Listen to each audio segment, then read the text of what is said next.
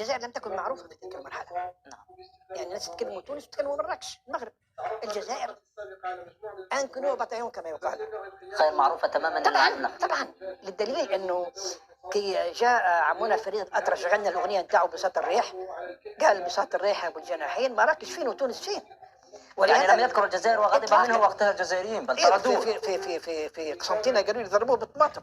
نعم طردوه الجزائر. مظلوم لأنه الجزائر لم تكن موجودة. لكنكم كنتم طلبة أنتم في المشرق العربي، كان بإمكانكم أن تعرفوا بالجزائر أكثر. صح. الجزائر وش هي الجزائر هذه يا أخي؟ بلاد موجودة، وش راهي تدير؟ وش تقولوا؟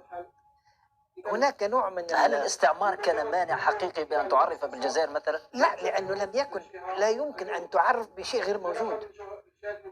الكوبياج، الكوبي كولي، السرقة، تسرقوا الأفكار، تلقت منه ما درتوش تفكير حقيقي، ما كانش تفكير حقيقي، يزيفوا ويغلطوا في الناس، باش ما كتبت أفكار جديدة.